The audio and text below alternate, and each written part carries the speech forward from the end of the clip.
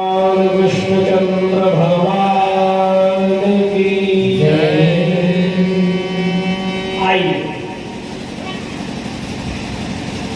विश्वामित्र जी ने कहा अनुज समेत देव रघुनाथा। तो दशरथ जी ने कहा गुरुदेव अब ध्यान ये रखना, गर्दन सारी की सारी मेरी तरफ रखो। गुरुदेव सब सुत मोहि प्राण की, चारों ही पुत्र मुझे प्राणों के समान प्रिय है। प्राण की नाई पर राम देत नहीं बने, राम नहीं दे सकते।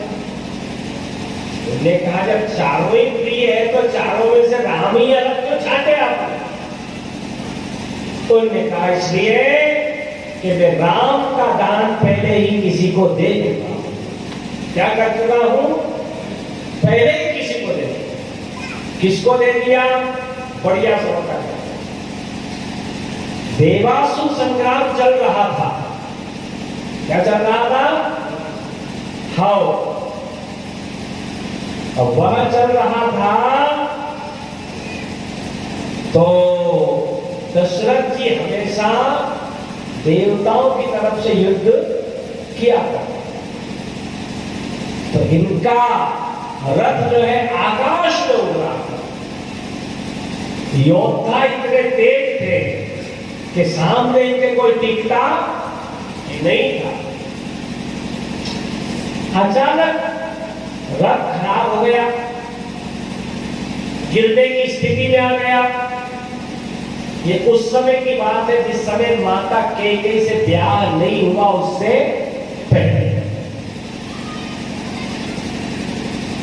आकाश में एक पक्षी उड़ रहा था। उनकी दृष्टि बड़ी दूरगामी होती।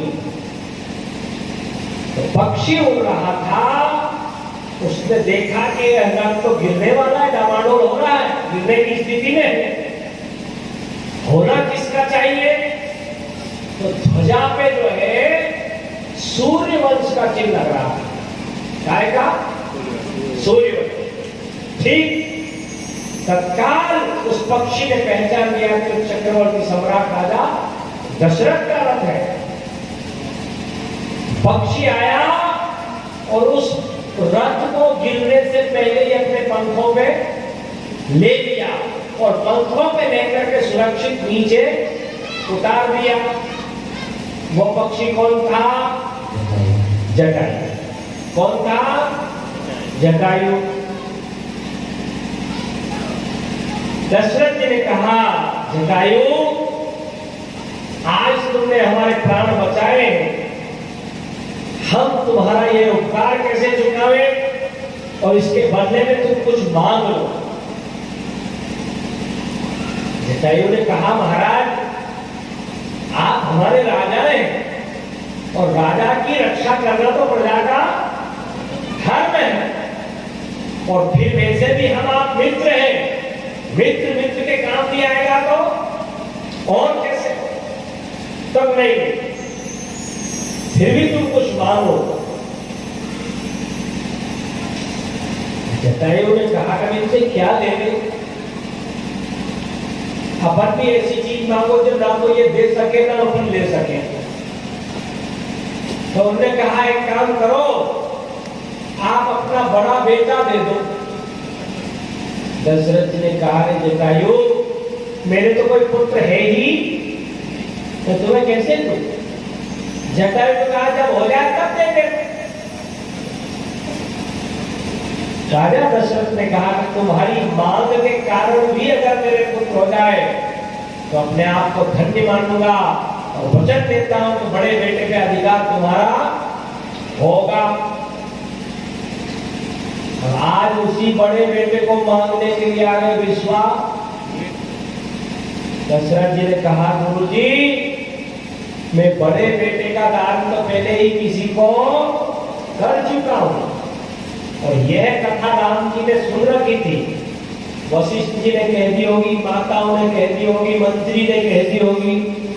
ठीक तो भगवान राम ने देखा कि पिता का समय नजदीक आ गया है, इस समय अगर मैं अयोध्या में रहा तो मुखाग्नि किसको देनी पड़ेगी? जोर से बोलो। बड़े पुत्र को देनी पड़ेगी। और बड़े पुत्र को देनी, मैंने मुखाग्नि अगर दशरथ जी को दे दी है, पिता को दे दी है, तो पिता ने किसी को वचन दिया है, वो वचन अधूरा भंग हो जाएगा इनका। इसलिए मुझे अब अयोध्या से बाहर होना ही चाहिए। तो पिताजी का जो ही अंतिम समय हुआ तो मुखाग्नि किसने दिए? फिर राम जी ने, भरत जी ने, जोर से बोलो। भरत जी ने दिए। और जो पिताजी वचनबद्ध हो गए थे जिस पक्षी से, राम जी धीमे धीमे धीमे धीमे उस पक्षी के पास ही पहुंच गए। और जेही की क्रिया जथोचित निज कर कीनी, उस जटायु के पास ही राम जी पहुंचे हैं, क्योंकि पिताजी वचनबद्ध हो गए। क्या हो गए? जोर से बोलो। वचनबद्ध हो गए। ऐसी परिस्थिति में यहां दशरथ जी कह रहे हैं, गुरुदेव मैं 3 पुत्र तो दे सकता हूं, तीनों पे तो मेरा अधिकार है, पर राम देत नहीं बनत गोसाई, और सब सुध मोहि प्राण की नाही। मचल रहे थे। क्या कर रहे थे? जोर से बोलो। मचल रहे थे दशरथ जी।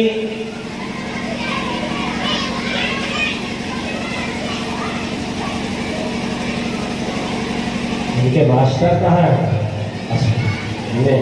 स्कूल में है कि नहीं?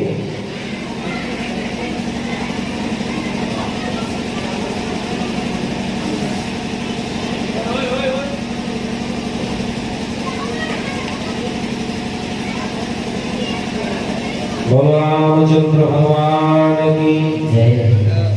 क्या वो आज पंखे